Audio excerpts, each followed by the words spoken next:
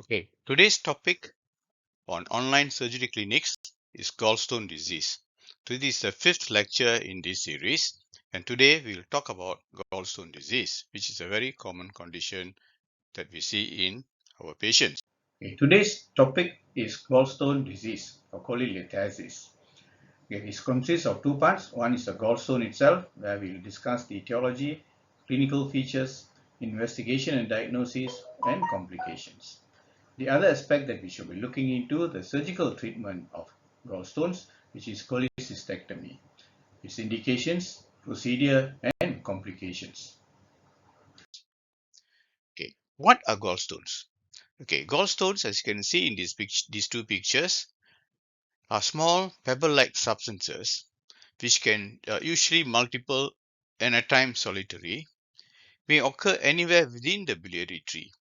Okay, within the biliary tree, which means the gallbladder and the bile ducts, which can be either intrahepatic or extrahepatic bile ducts. The appearance of these gallstones are different depending on their contents. Okay, these two pictures shows you the gallbladder filled with gallstones. Now, this diagram is important to understand the anatomy of the gallbladder and bile ducts in order to understand the problem of gallstones. Okay, gallstones here can occur in the gallbladder or the cystic duct here, or it can occur in the bile ducts. Okay, the bile ducts here, which are known as choledocholithiasis. Stones in the gallbladder are known as cholelithiasis. Okay, and another group of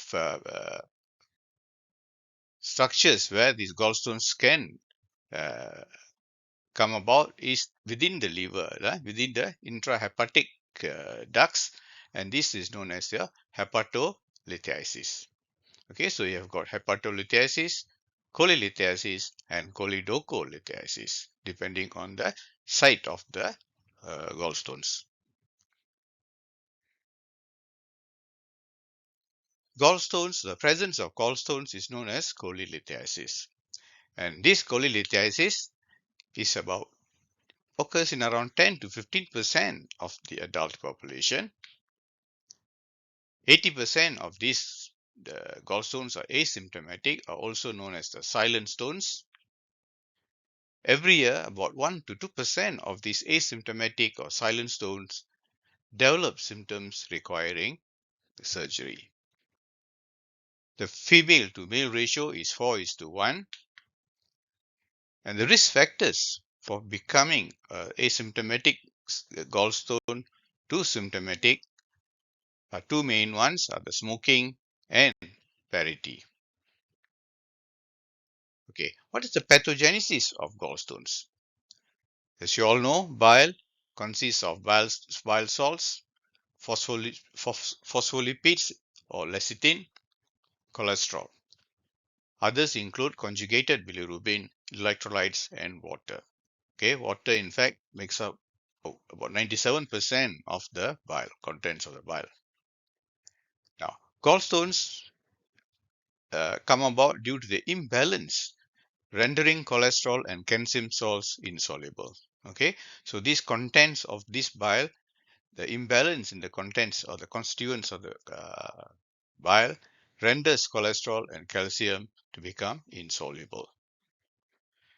So the pathogenesis involves three stages: cholesterol supersaturation, crystal nucleation, in which the bile liquid crystals get together, merge to form uh, insoluble crystals.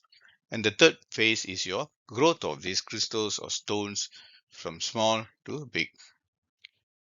Okay, this shows you the summary. Bile, these are the constituents of the bile. The imbalances between the cholesterol and the calcium salts render them to become insoluble, leading to formation of crystals. What are the causes or etiology of gallstones? Okay, the classical teaching lists 6 important causes: fat, fertile, flatulent, female, 40, and family history. Okay, these are the 6 classical causes or patients with high risk for developing gallstones. Okay, this diagram shows you the 4 important conditions, predisposing conditions to developing of gallstones. First, impaired gallbladder function, impaired emptying, absorption or excretion. Second, supersaturated bile, and this is usually due to a concentrated bile due to age, sex, genetics, obesity and diet. Thirdly, you have got cholesterol nucleating factors such as mucus, glycoprotein and infection, which predisposes to the formation of gallstones. And lastly, the fourth group will be the absorption, enterohepatic circulation of bile acids. So anything goes wrong in this absorption or the enterohepatic circulation of bile acids will predispose to higher incidence of gallstones. Let's go into the formation of gallstone. Okay, bile salts and lecithin keep cholesterol in solution. However, when the stability is lost, either due to increased cholesterol or reduced bile salts and reduced lecithin, then gallstones tend to form in the gallbladder. Under these circumstances, the bile is called lithogenic bile. That means there's higher tendency to form gallstones. Now, this chart here shows you the relationship between these various components and gallstone formation.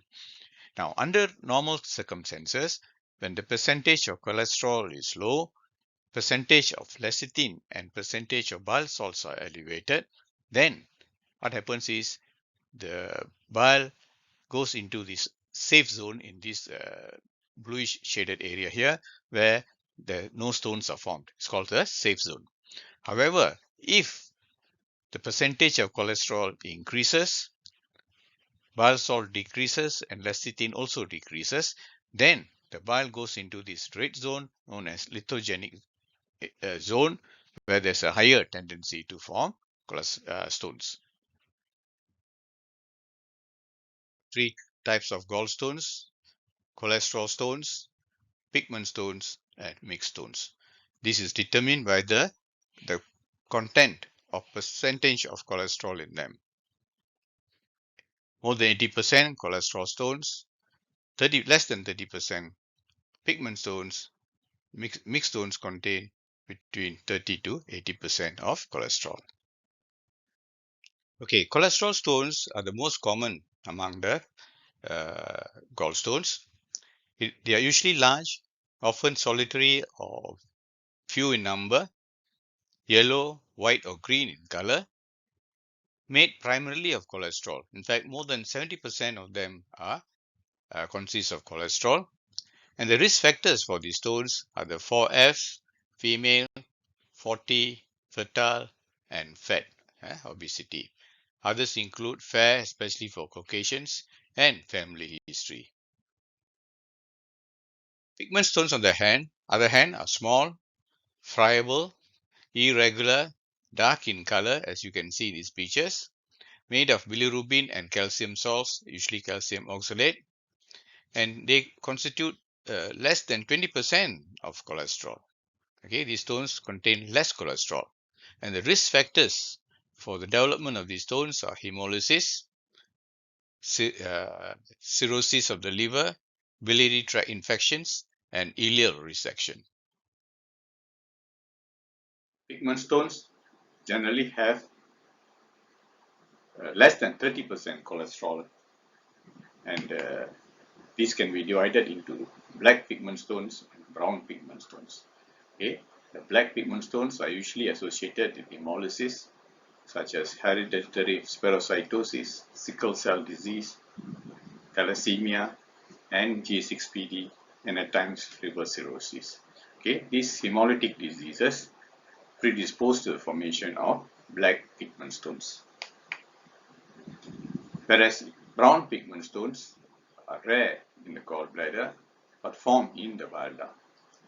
Okay, so I said 90% of stones formed in the gallbladder, and 10% formed in the bile ducts.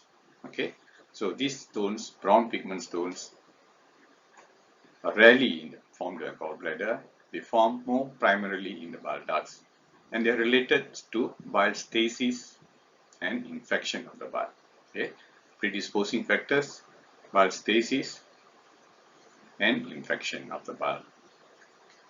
Also associated with foreign bodies within the bile ducts, example, endoprosthesis. Okay, the placement of prosthesis in the bile ducts in ERCP predisposes the formation of gallstone, brown pigment stones. Okay, the last group of stones are known as the mixed stones, a mixture of cholesterol and pigment. They are usually multiple in number, multifaceted, as you can see here, consists of calcium salts, pigment, bile pigments, and cholesterol. Cholesterol constitutes about between 30 to 70% of the total. And it is important to realize that 80% of these mixed stones are associated with chronic cholecystitis. Okay, so this picture summarizes you the type of gallstones, cholesterol stones, pigment stones. So cholesterol stones, the color, a lighter color, yellow in color, either green or yellow, caused by imbalanced bile composition or improper gallbladder emptying. Whereas the pigment stones are caused by conditions that produce too much bilirubin, such as hemolysis. It can be either dark brown, which is due to infection and placement of prosthesis or stents, and black, and there are those that are also black in color, which are due to hemolysis. Okay, what are the risk factors for gallstones development? These are the list of common causes. Women, more commonly associated. Age, more than 60 years of age. Overweight or obese, both in men and women. People who tend to fast or lose weight quickly. Okay. Family history of gallstones. Diabetes mellitus. Diet high in cholesterol. Use of oral contraceptives. And pregnancy. So these are the common risk factors that lead to the development of gallstones. Okay. Now this slide here shows you these common diseases of the biliary tract, okay, which can be from the gallbladder or from the bile ducts. Okay, the gallbladder diseases will be these are the list of diseases: biliary colic, cholelithiasis, acute cholecystitis, chronic cholecystitis, empyema, gangrene of the gallbladder, and carcinoma of the gallbladder. In the biliary ducts will be the cholelithiasis, cholangitis, and stricture of the CBD. And these are the other group of diseases in the biliary ducts. So the 80% of these gallstones are the cause of these diseases. Okay, 80% of these diseases, gallstone is the cause, either directly or indirectly. So biliary diseases, most common disease is due to gallstones. Now, what are the symptoms of gallstone disease? As I said earlier, asymptomatic, a vast majority of them are asymptomatic, and later they develop symptoms in the course of time. Among the symptoms, the most commonly encountered symptom is pain, and this is usually due to blockage of the duct, either the cystic duct or the bile duct. And under the features of this pain are usually sudden and rapidly intensifying pain in the upper right quadrant of the abdomen or the right hypochondrium. Sudden and rapidly intensifying pain in the epigastric region. Back pain between the shoulders, which is known as the interscapular pain. Pain in the right shoulder, which is a radiation pain from the right hypochondrium. Others will be nausea, vomiting, and fever. Gallstone pain may last several minutes to a few hours, mostly felt after eating a heavy meal high in fat, and is mostly felt after eating a heavy meal, high in fat, and also jaundice and acute pancreatitis, which are complications of gallstones. Okay, here, these are the common symptoms of a gallstone attack. Pain in the right upper quadrant, pain below the right shoulder, nausea and vomiting, and pain between the shoulder blades at the back of over the back. Okay, again, these are the chart to show you to summarize the symptoms of gallstones here.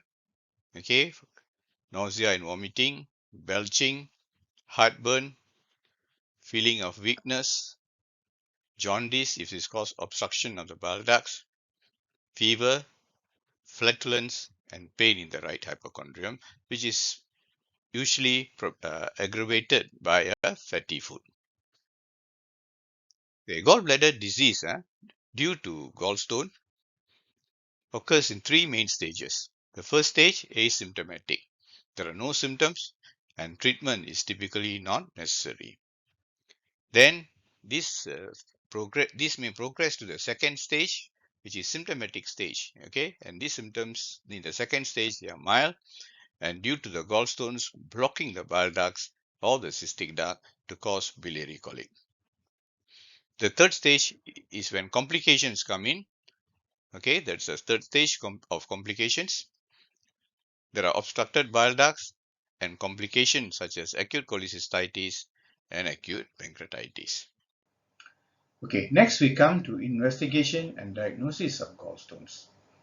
Okay, the first investigation is ultrasound abdomen, which is the most sensitive and specific for gallstone.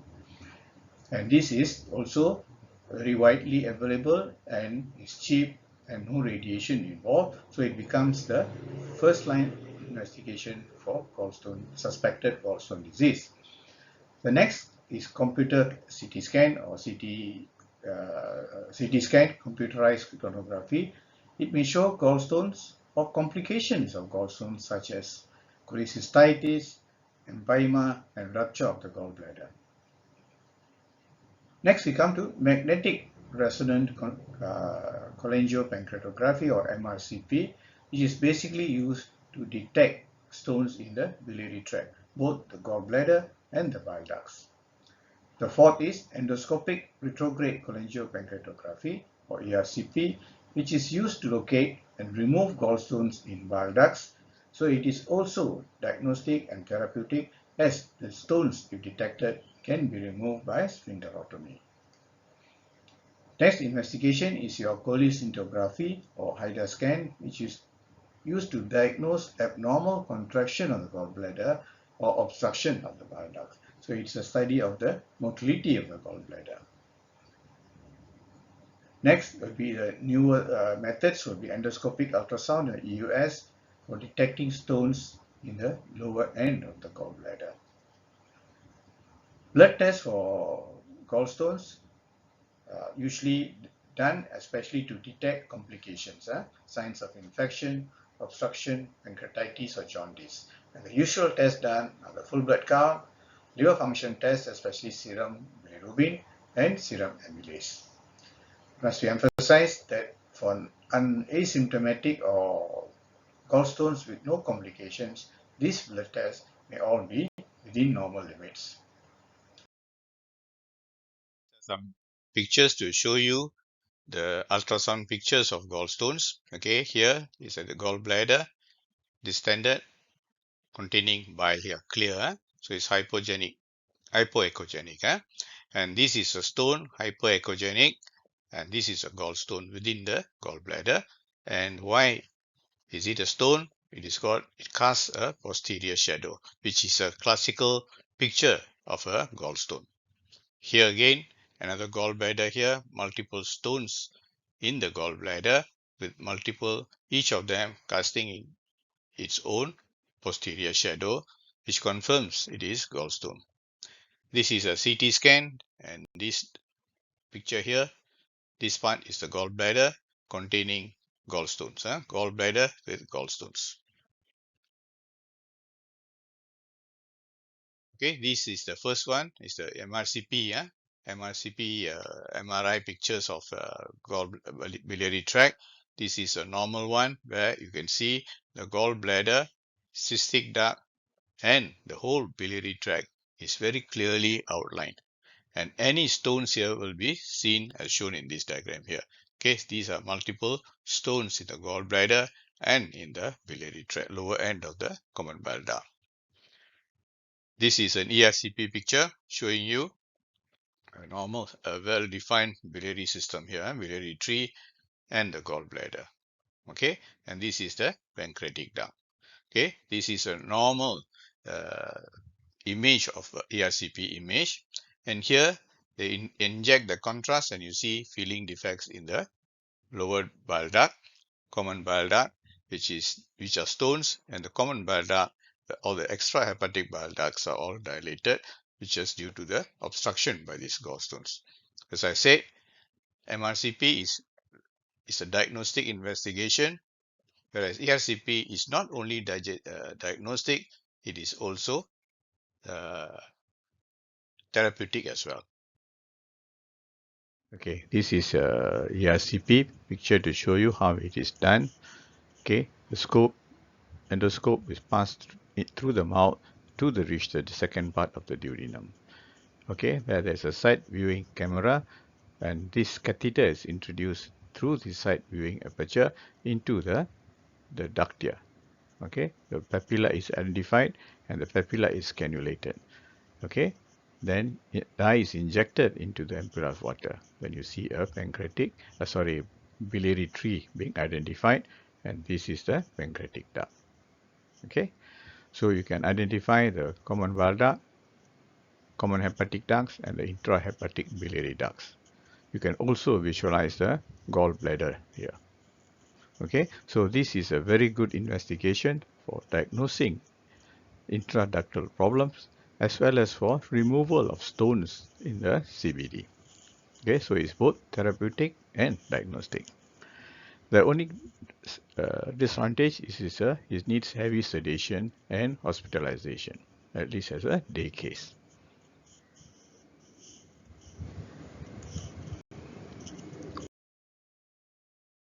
Okay, what are the complications of gallstones?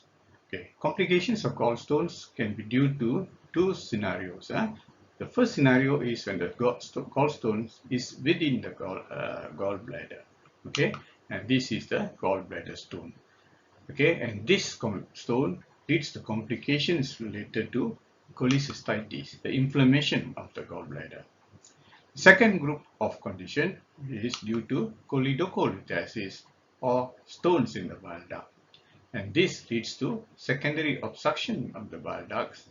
Okay, and this secondary obstruction leads to cholangitis, liver abscess, and biliary cirrhosis, and all these lead to obstructive jaundice.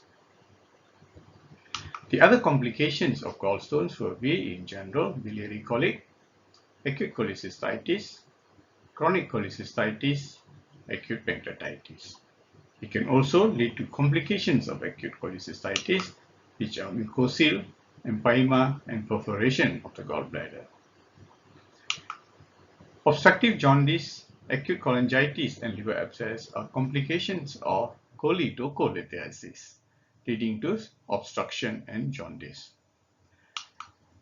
The other complications include Mirizi syndrome, intestinal obstruction due to gallstone ileus, or carcinoma of the gallbladder, and these complications are basically due to chronic cholecystitis.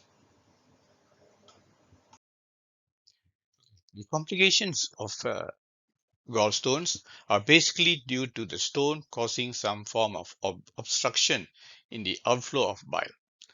Okay, the first is the acute cholecystitis, where the stone is lodged in the neck of the gallbladder or the cystic duct, causing blockage of the gallbladder, and this leads to inflammation of the gallbladder.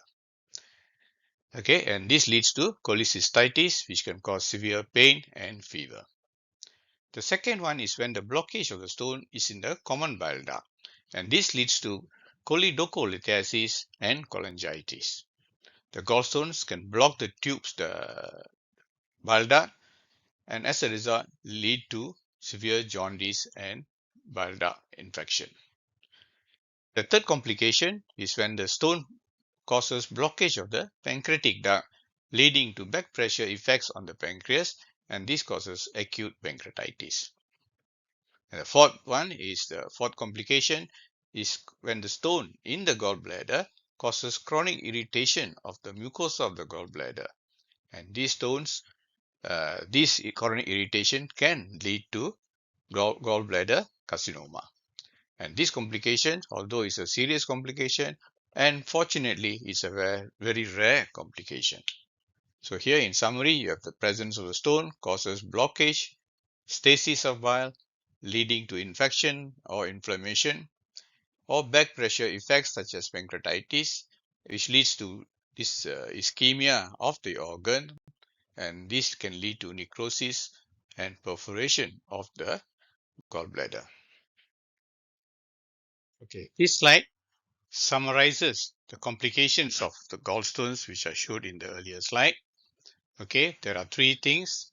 First, the gallbladder, stone in the gallbladder. Okay, this is the first one, which causes blockage of the gallbladder or the cystic duct, and leading to the complications which are listed here as shown. The second scenario is when the stone is in the bile duct, choledocholethasis, causing blockage of the bile ducts. That is the second scenario, stone in the bile duct, which leads to the three main complications of obstructive jaundice, pancreatitis, and cholangitis. Now, when the stone is in the gut, it causes blockage of the small intestine, and that leads to the condition called gallstone ileus, which is a form of acute intestinal obstruction. So there are three of them: stone in the gallbladder, stone in the bile duct, and stone in the intestine. And this is the flow chart showing you the sequence of changes that take place from the time of blockage right until ischemia and necrosis of the organ. Okay. The other interesting complication is Mirizi syndrome. What is Mirizi syndrome? This picture shows you, okay, the gallbladder with stones here, a stone impacted in the cystic duct or the Hartmann's pouch. As a result, due to acute and chronic inflammation, it causes pressure onto the bile ducts. It can be either the common hepatic duct, which becomes dilated, or it can be below the cystic duct in the common bile duct. So a stone in the gallbladder causing pressure and compression of the bile ducts, leading to jaundice. Okay, the gallbladder stone is impacted in the Hartmann's pouch, causing chronic inflammation and fibrosis. Result is obstruction or erosion of the common bile duct. Next, we come to management of gallstones, which can be divided into two groups: asymptomatic, where the treatment is non-surgery, and symptomatic, this treatment is surgery. Now, coming to asymptomatic non-surgical treatment, where the gallstones do not require any form of surgery. Exceptions will be diabetes and gallbladders with large polyps more than 10 millimeters. So in these conditions, even there are no symptoms, you still go for cholecystectomy. Besides that, you have got conservative measures such as controlling diet to reduce the fat intake, treating hyperlipidemias, and losing of weight. The role of dissolution therapy with ursodeoxycholic acid is generally not very effective. Nowadays, the new treatment is contact dissolution, where solvents are introduced directly into the gallbladder through a catheter for dissolution of the gallstones. These are only applicable for cholesterol stones. And the new method is known as the automatic computerized solvent litholysis, or ACLS, with the solvent methyl tertiary butyl ether, MTBE. Now, coming to symptomatic gallstones, surgery is the treatment of choice for the patients. And the indications for surgery will be symptomatic, especially pain and stones in the CBD. Complications of gallstones will also be another indication, such as cholecystitis, cholangitis, and pancreatitis. Others include empyema of the gallbladder, obstructive jaundice, and necrosis and gangrene of the gallbladder. Okay, the surgical options for patients who have indications for surgery, the main method of surgery is called cholecystectomy, which can be either open cholecystectomy or nowadays more preferred is your laparoscopic cholecystectomy. Okay, when the stone is in the gallbladder, the treatment of choice is cholecystectomy. When the stone is in the bile ducts, CBD stone, then the treatment is ERCP sphincterotomy and stone extraction, either with a balloon extractor or a lithotripsy. This is the treatment of choice. For complications of gallstones, you may want to do a cholecystostomy, which is a tube drainage of the obstructed gallbladder. Or for difficult cholecystectomies, you may want to do a subtotal cholecystectomy or partial cholecystectomy. Okay, cholecystectomy is the surgical removal of the gallbladder and the cystic duct. It can be either laparoscopic or open. Nowadays, as I said, laparoscopy is becoming more of a treatment of choice. And here they are using the 4 ports endoscopic inserted into the abdomen. And then you visualize the liver and the gallbladder. Okay, here same thing. You see this is a camera, and then you got the 4 ports, and here the gallbladder is seen, and then the cystic duct and cystic artery are clipped, and the gallbladder removed. Here the gallbladder removed, filled with stones. Okay, cholecystectomy, the most commonly or preferred method is laparoscopic surgery because the advantages: less post-op pain, shorter hospital stay, quicker return to normal activities. The disadvantages of laparoscopic surgery will be learning curve. You need a learning curve and training where complications can occur during this period. Inexperience at performing cholecystectomies will lead to higher incidence of complications, and also the cost is much higher. Okay, the diagram here shows you the removal of the gallbladder, cholecystectomy here, the gallbladder with the cystic duct by clipping the cystic duct. And after the operation, you see this is the bile duct, cystic duct is clipped and cut, then the gallbladder is not to be seen. Okay, the cystic duct is clipped here, and then you see here the gallbladder is not. This is a picture after the removal of the gallbladder. Okay, now what about the stones in the bile ducts?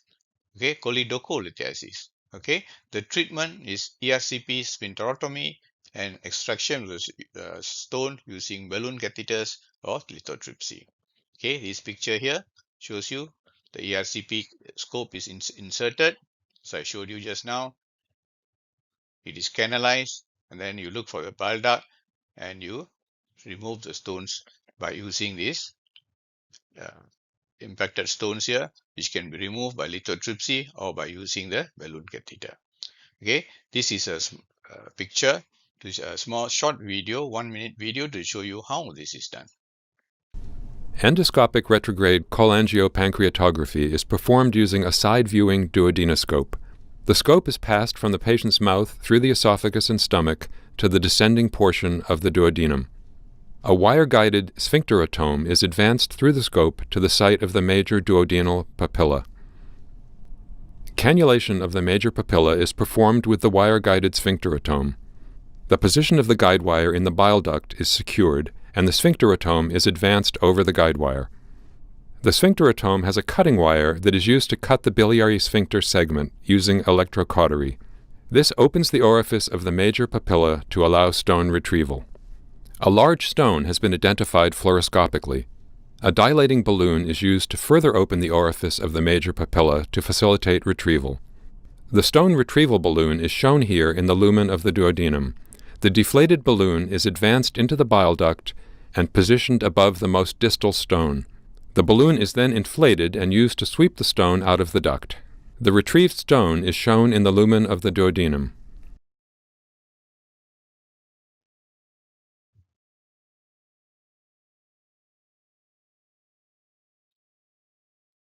Okay.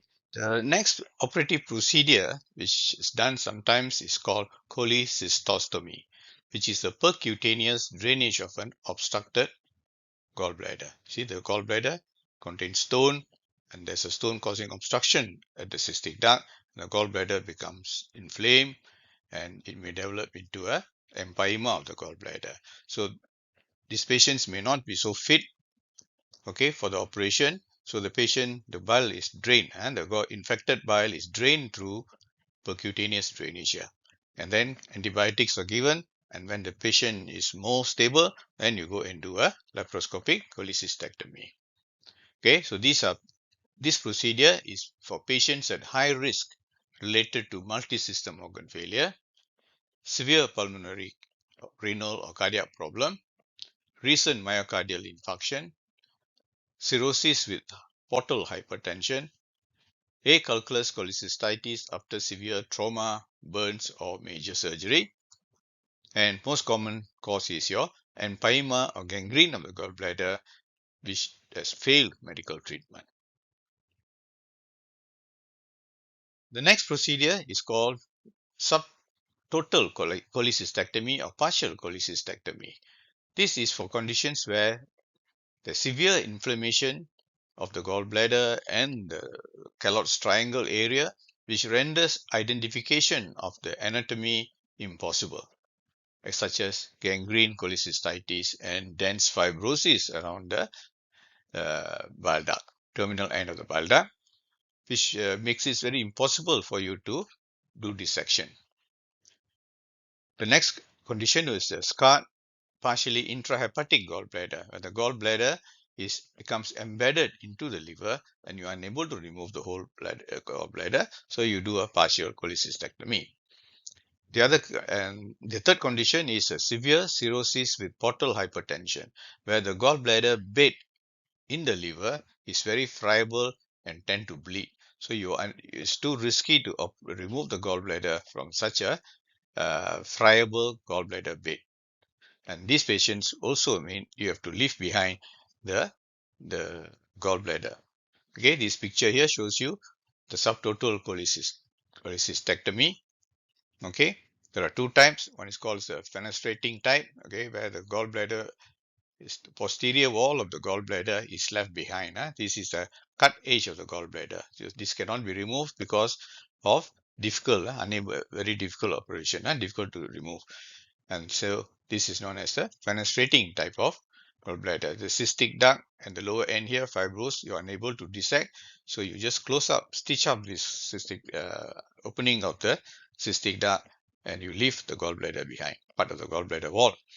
And the other type is known as a reconstitutional, where the gallbladder is removed, this area of the gallbladder and the bile ducts are unable to delineate the anatomy, so you're unable to too dangerous to operate. So you leave behind a cuff of the gallbladder, and the cut edges are sutured together. So this is known as reconstituting subtotal cholecystectomy.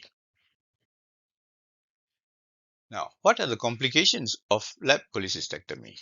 Okay, these are the ones on the left. Here are the common ones: hemorrhage, wound infection leading to abscess, post-op ileus, bile leakage and leading to peritonitis, gallstone spillage, and injury to the common bile duct, which leads to stricture. So these are the common complications. The less common will be trocar and varus needle injury, retained common bile duct stone, pancreatitis, deep vein thrombosis, and failed laparoscopy leading to conversion to open procedure. Okay, coming back to non-surgical treatment, there are three important conditions you must remember. It is only used in special situations when a patient has a serious medical condition that prevents surgery. And it is only used for cholesterol stones because it is not effective in pigment stones. The second one is the oral dissolution therapy, where these oral or solvents are given orally, and the solvents used are urodeoxycholic acid to dissolve cholesterol stones, However, the drawback is it takes months or years of treatment and before the stones are dissolved, and the recurrence rate is also high. The latest development is contact dissolution therapy, where these solvents are given directly into the gallbladder, injected through a catheter into the gallbladder to dissolve the stones by contact. And the solvents used are ursodiol, which is ursodeoxycholic acid, UDCA, quinodeoxycholic acid, and the method used to deliver this is called the automatic computerized solvent litholysis, ACLS,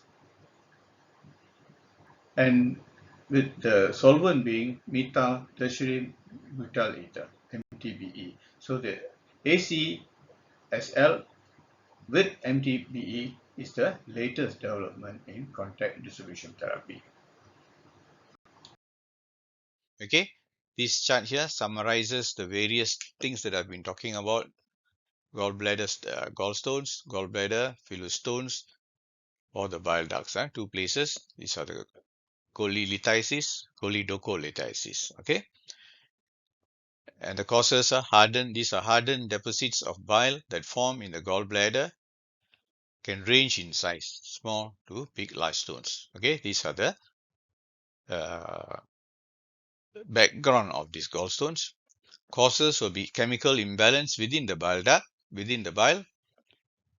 Either the cholesterols are in excess, in the case of cholesterol stones, or in the case of pigment stones, there's excess bilirubin. Okay, so these are due to cholesterol, these are due to bilirubin. Signs and symptoms, usually asymptomatic. Okay, 20% of them become symptomatic, and they present as biliary colic, severe, rapidly intensifying abdominal pain, localized to upper quadrant or central abdomen, epigastric region, and usually triggered at night after a fatty meal. Okay, and diagnosis is by abdominal ultrasound. Sometimes you need an endoscopic ultrasound, which is in complicated cases. ERCP, also if the stone is in the bile duct, and most of the time abdominal ultrasound will be able to give you the diagnosis. And the treatment is, if no symptom, no treatment. If there's symptom, stones in the gallbladder, cholecystitis, you get cholecystectomy. If the stone in the CBD is ERCP sphincterotomy. Okay, now what are the key points in this lecture? Gallstone disease is a very common condition, either symptomatic or asymptomatic. Symptomatic, there's no treatment required. Asymptomatic, you need treatment in the form of surgery, cholecystectomy, or ERCP sphincterotomy. Risk factors include high-fat diet, female gender, malabsorption, and oral contraceptive use. Main symptoms is abdominal pain in the right upper quadrant and epigastrium, associated with nausea and vomiting. Most cases can be diagnosed by ultrasound. And the definitive treatment for simple gallstone disease will be laparoscopic cholecystectomy if the patient is symptomatic. Thank you for joining me for this session. Hope to see you again in another. Thank you.